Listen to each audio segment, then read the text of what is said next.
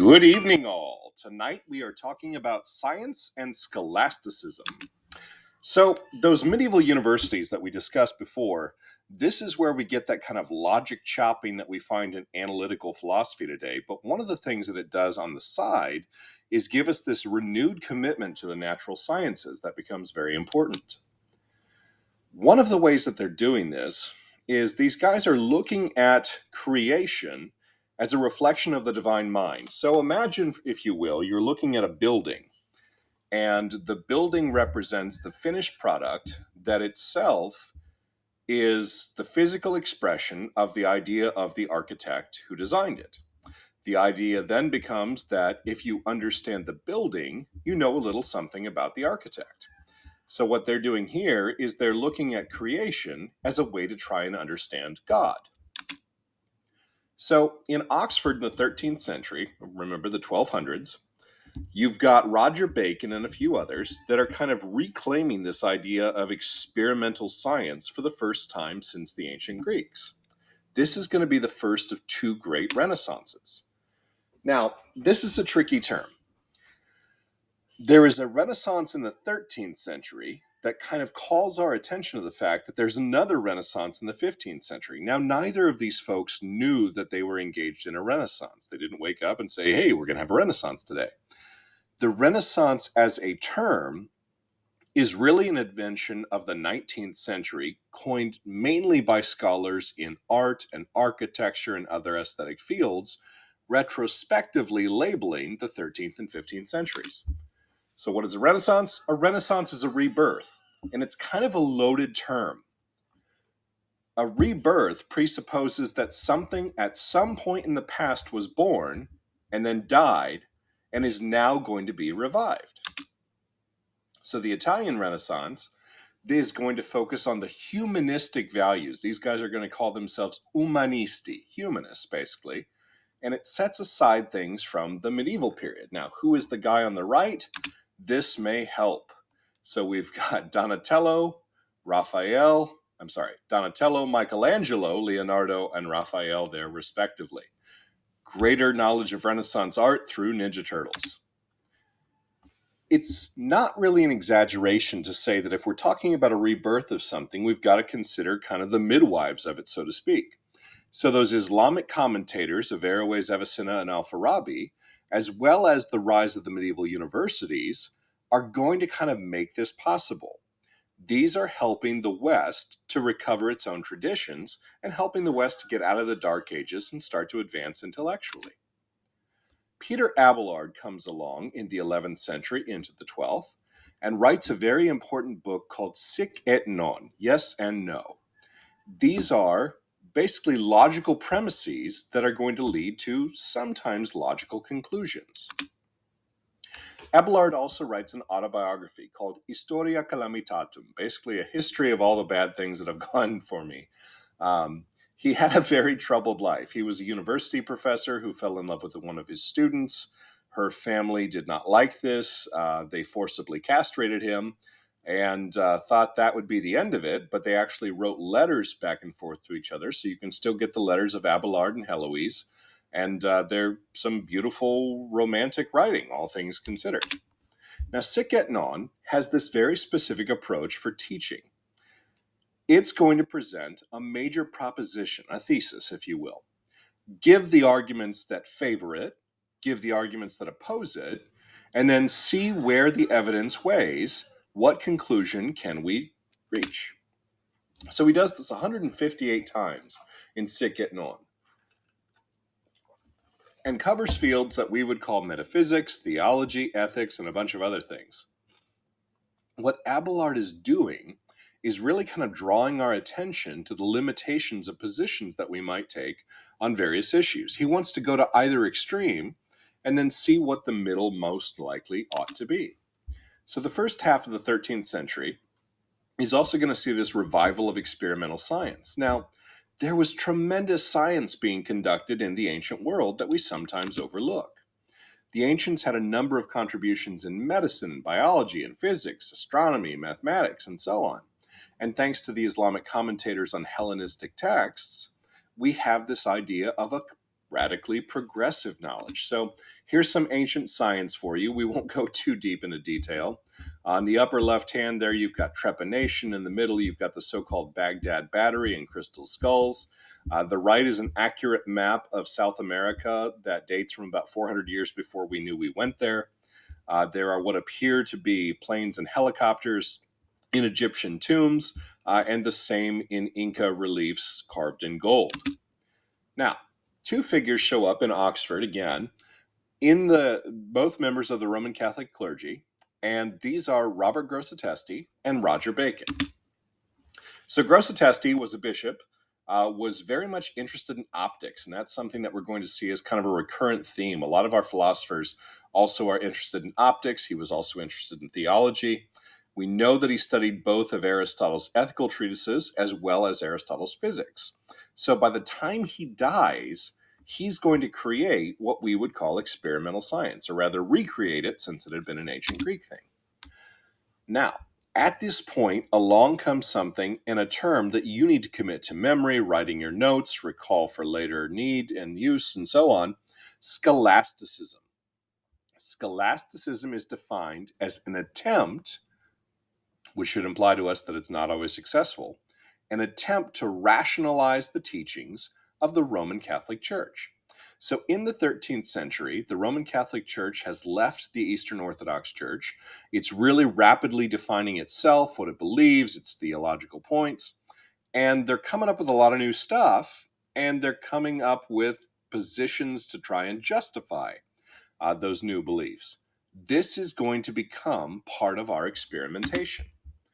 Now, to further understand this, Aquinas would say that Christian faith and science can never be in conflict because both are reaching truths about God's creation. This is to say that we've got the same empirical evidence before us, even if we're understanding them radically different. The scholastics are also kind of looking back to Augustine about 800 years before, and some of those early church fathers, who would tell us that we have an obligation to know God, and a way to do this is to study further. So, scientific inquiry is central to a life of faith.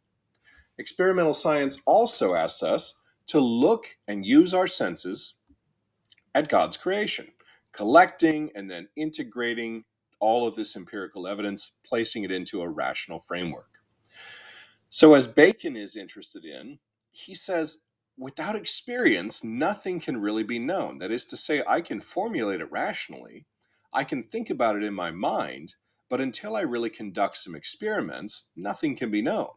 Without that direct sensory commerce with the physical world, any knowledge I might gain is kind of empty. There's two ways of knowing things then: reasoning, or rationality, and experience, or empiricism. Reasoning draws a logical conclusion, makes us grant the conclusion. We can convince ourselves of lots of different things, but it doesn't make the conclusion certain, and it can't necessarily get rid of all the doubts that we might have, so the way to shore those up is through experience. So Bacon says we've got these two ways of knowing, and the problem of knowledge then is going to be addressed in two different paths. So I can't know anything for certain by coming up with some abstract rational ideas of what it might be. If, for instance, I ask you to imagine a house, like the one I'm sitting in as I record this, you might picture some grandiose mansion. I can assure you it's not. You might picture some tiny little tar paper shack. Not that either. The reality is it's something in between, but without seeing it or even visiting, you could not know that for sure. What we have to combine with our rationality, then, is the knowledge that we glean from our senses, that is to say, empirically. That's what experimentation sets out to achieve. The actual experiments that are conducted by Roger Bacon and Grosseteste are interesting, but really what they're after is to try and remove what they call the sin of ignorance. Experimental science, in the hands of these guys, becomes part of the ethics of a Christian intellectual life. It's not bad to take the world and examine it at a sensory level. It would be bad to leave it there, that is, to not understand it in some higher sense. Along comes a guy named Duns Scotus, and he's going to put it in another way. Says, as for what I know by experience, I have only this to say. Even though a person does not experience every single individual, but only a great many, nor does he experience them at all times, but only frequently, still he knows infallibly that it's always this way, and holds for all instances. In other words, we can gain by inference that which we can't know in its totality. We can assume that, well, we're here and other people are here and we see them and they see us, stands to reason that there are other people beyond them that we don't necessarily see that nonetheless exist. Once we've sampled a number of cases and have seen how things work out, we lay claim through these inferences to understanding how things probably work in almost all circumstances. He says, I know this intuitively, in virtue of something reposing in his soul. Now, when the Greeks said soul, they meant mind. Scotus still kind of seems to be using that Greek understanding of this, soul equaling mind. Scotus, Grosseteste, Bacon, all of these guys are defending a mode of thought that's kind of characteristic of the scholastic period. It's not an age that's really hostile to the senses. It's not indifferent to experimentation. There's really nothing dark about the Dark Ages at all when we really start to look into them. Now we're going to switch gears a little bit and talk specifically about Thomas Aquinas, scholasticism, and the theory of natural law. So, as he understands it, we've still got kind of this Venn diagram where knowledge and belief overlap to form truth. We've got two kinds of truth, though. There's the natural truth. This is the stuff about our material world. We derive this through our reason. But then we've also got revealed truth. This we're going to have revealed by God through special earthbound agents, prophets, and so on and so forth. Now, Aquinas is a pretty bright guy, and we don't want to get too bogged down in the scope here, so I'm going to skip around a little bit. He is, however, I'm going to point out the bright red text here. I'm going to give us what is perhaps the most brilliant definition of law ever committed to paper. An ordinance of reason promulgated by one who is responsible for the good of the community. And we'll come back to that and pick apart what that means. Okay. And we'll skip this here. All right. So Aquinas shows up in the 13th century. He's a Dominican, which is a Roman Catholic religious order. And his scholastic philosophy tends still to be the dominant position, philosophically and religiously, of the Roman Catholic Church. He grew up very privileged. His father was Count of Aquino. His mother was Countess of Tiano.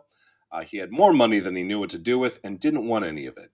Ran away a couple times to the monastery. The second time, his mother actually helped him. And by the age of 20, he's a Dominican friar. Okay.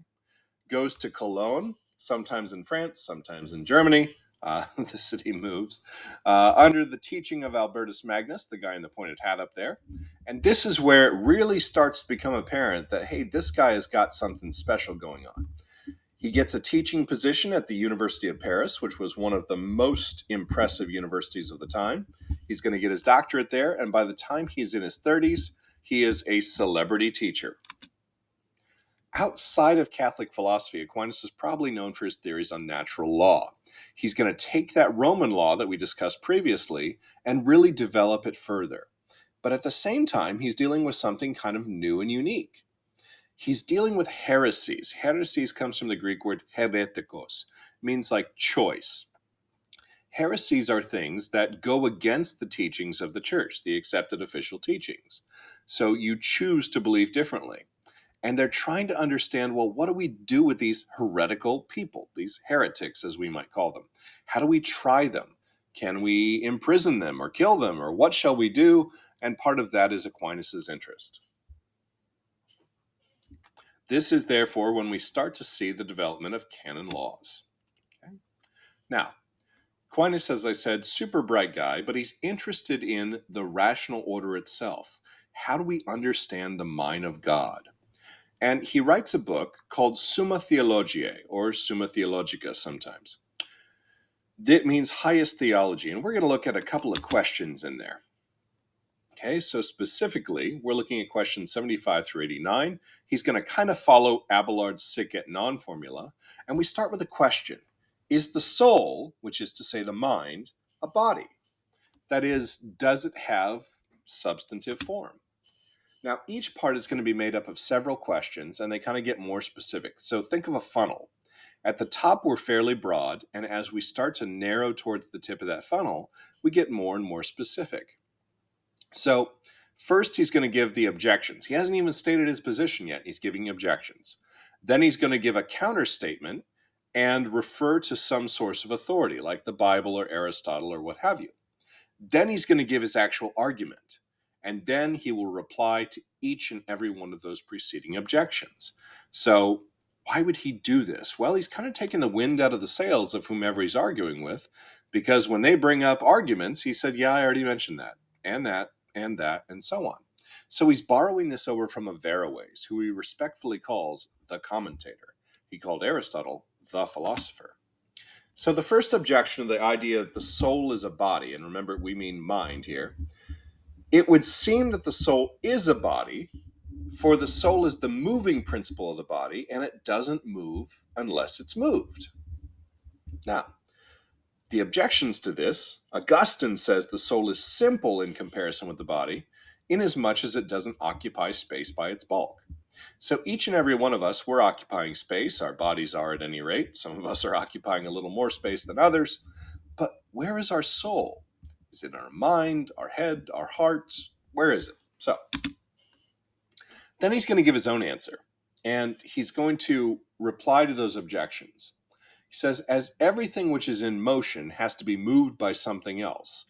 You roll a ball, you smack one with a bat, whatever. And this is a process that can't be prolonged indefinitely. We have to allow that not every mover is moved. He's borrowing this from Aristotle, by the way. So this is kind of the essential form of how Thomistic, we call it Thomistic because Thomas Aquinas, discourse goes. This is what we call a hylomorphic thesis. Man, and ladies, you're included in this, man in the sense of anthropos, men, women, humans, people, us, is a composite of body and soul, where the soul is the form of the body. Now, if we think back to Aristotle really quick, we had the formal, the material, the efficient, and the final causes of things. The form, the idea, basically, the concept. Our soul is the concept of the body. So we've got sensation as a power of the soul. We smell fresh baked apple pie, and that requires material organs. Our nose, we taste it with our tongue. I don't know, maybe we hear it coming out of the oven if we've got exceptionally acute hearing with our ears, and so on and so forth. So a whole person is an enmattered being whose psychic, that is to say, whose mental processes, are realized through corporeal or bodily operations. On the question of knowledge, and I love this picture here, Aquinas says the human and the divine intellects are very, very different. So we've got those separations there somehow. But it's the rational power in our intellect that allows us to abstain from our passions. We might really, really like some things that aren't good for us. Eating too much chocolate, for instance. And so we say, well, I know I need to not be doing that. We're capable of doing it. Now, my German Shepherd, who is sitting on the other side of the door that I'm beside here, she would absolutely eat all the chocolate that was in the vicinity. She'd probably get terribly sick, but it wouldn't stop her. We can say, gosh, I know if I eat all that, I'm going to get very sick, and we can stop ourselves before we do. Okay. Now, the issue of free will starts to come along because we've got that concept of law there. What is it that makes us responsible for what we do or what we don't do? He's got a reference here to Paul's letter to the Romans. The good which I will, I do not, but the evil which I will not, that I do. In other words, I know there are good things I should be doing, but I never seem to get around to them. And the bad things I know I shouldn't be doing, gosh, they come really easy to me. But he's going to make an argument here in favor of the will being free. He says, because if my will weren't being free, that is, if God were deciding things for me, it wouldn't do any good to counsel me, to exhort me, to command me, to prohibit me, to reward me, or to punish me. It would all be kind of wasted time. So the very evidence that might support determinism, that God is calling all the shots and we're just kind of puppets, he says, well, no, that just shows free will. Life, like a game of bridge. The hand you're dealt represents determinism. The way you play, it's the free will. Go deep, how can free will coexist with divine preordination? maybe a little too deep. The animal kingdom includes this instinctual behavior, this natural judgment. So, back to my German Shepherd, she acts according to her instincts.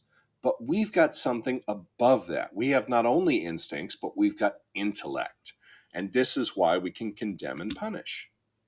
So, as he starts getting into his discussion of law, he says, we're really not ruled by reason, but by something sensitive and appetitive, our passions, our emotions.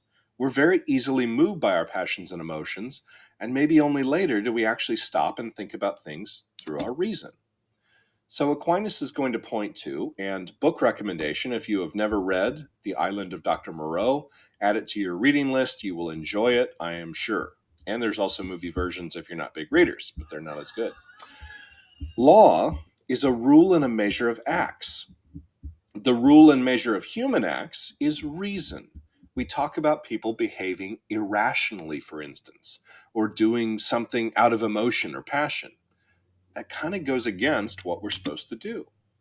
Aquinas says if our natures were different, our duties would be different. So, for instance, if we weren't rational animals, if we were all kind of on par with my German Shepherd, then we wouldn't have as much holding over us. But we can engage in political and juridical questions. There's something that says about our nature if we can be ruled and judged. We gauge the nature of human nature through reason. So we kind of come up with a picture of a flourishing, remember flourishing, eudaimonia, happiness, completion, perfection, fulfillment, flourishing, healthy, wholesome human life. And then given that ideal, that perfection, we look at how the law and different political arrangements would help us live life according to that. Is that backwards? If you watch Shrek backwards, it's about an insane ogre who kidnaps a man's wife, puts her in a tower, alienates his friends, and ends up living alone in a swamp. Should we take the facts of human nature as we find them, that is, people who are inherently given to acting irrationally sometimes, and then establish the laws based on that? He goes, well, no, that wouldn't end up well. Aquinas is deeply respectful of Aristotle. Aristotle is pictured down there at at the bottom of the portrait of Aquinas, and he refers to him as the philosopher. What Aquinas is trying to do here, though, is come up with the best way for us to conduct our lives so as to be worthy of salvation. Aquinas isn't just going to settle for Aristotle, although a lot of Aquinas really kind of reads like a Roman Catholic gloss painted over Aristotelianism. Aristotle is important, though, because he understands this really integrated nature of all these factors that kind of go into how we act. The interconnectedness of the problems that make up the long debate, our problem of knowledge of conduct and governance. To help explain this, when Aquinas is considering Aristotle's treatment of the virtues, he said, they're good, but he leaves some stuff out. He doesn't, for instance, have the so-called theological or Pauline virtues, faith, hope, and love. To those intellectual virtues of Aristotle, then, he wants to add these. What would Aristotle make of charity, which we describe as love, caritas, caring love? He does describe magnanimity, which is like a big spirit, but that's about as close as he gets. Christian charity, in the upper right there, agape in Greek, isn't putting oneself forward by sharing what we have. Is not putting ourselves forward by sharing what we have. It's not taking for ourselves even though we deserve it if someone else is in need. Faith, as Aquinas understands it, Aristotle absolutely would not have understood. Why would he believe in something for which he doesn't have empirical proof? On the Thomistic account, our duty is to know God. And we have to recognize then that rationality and the evidence of the senses will start to take us in that direction, but they're never going to get us all the way there, at least not as far as we need to go, until we can understand things in faith that reason can't touch, like grace. The problem of conduct for Aquinas is the problem of reconciling ourselves to that eternal law. It's the path towards or away from salvation. So right conduct now isn't just a matter of making sure we're living our best life in the political community, like Aristotle would say, The problem of conduct is kind of bound up with this idea of knowing God, loving God, and being worthy of God. Now, in all of this, he gives us this great definition of law. This is one of those things you should commit to memory, write down somewhere important and reliable, all of the rest of it. Aquinas says law is an ordinance of reason promulgated by one who has responsibility for the good of the community. Okay, so an ordinance, ordinal means like directional, gives you a direction to go in. You probably see this in the context of local ordinances prohibiting things like engine braking or fireworks or whatever. It's an ordinance of reason. That is to say, it is not an ordinance of the passions, nor an ordinance of the emotions, okay, but reason. Promulgated is just a fancy way of saying introduced into practice or into use. By who? By whoever has responsibility for the good of the community. So that doesn't define who that is, but it does say what their ends or their interests have to be. They're doing this for our own good. So they can't be doing it selfishly or with evil intent or anything like that. Now, here's what makes this a brilliant definition of law. It is perfectly scalable. You can make this as big or as small as the situation warrants without changing it. So, if the entire universe is considered, Aquinas would say, well, that's God. God has care, responsibility for the good of the community. If it's a country, that's your president, your prince, your potentate, whatever. If that's community, it's your governor, your mayor. If it's a family, it's whoever the head of the household is. If it's you, it's your rationality. What he's giving us here is a natural law theory, very much in the wake of Aristotle, Cicero, and the Roman law that we looked at. Law is natural to creatures of a certain kind, rational creatures. So, in the midst of all this, we haven't lost sight of trying to find this eudaimonic, or this flourishing life. How do we find the best possible life? If human nature is an expression of God's love, Aquinas says, well, we're placed here for a purpose, a telos, an end, aim, plan, goal, design, an outcome. He wants us to flourish, he being God in this case, and we've got to do certain things as rational beings in order to flourish. Aquinas says we have the potentiality for developing moral and intellectual virtues by study and contemplation, kind of following in the same vein as Aristotle. But we have to add to these all of those theological virtues to really live the best possible life. Even stepping out of the context of religion, Aquinas is an incredible intellect, a very interesting person, and worthy of your time and attention to read. He had worked so much on this meaning of life that at the very end he said, I'm just kind of done. Mic drop. I have to reach this at a level that transcends the intellect, and until I reach that point, I can go no further. That is where we wrap up for tonight. As always, take a look at the questions to consider, give these some thought, and we will move on next time. Thanks. Bye-bye.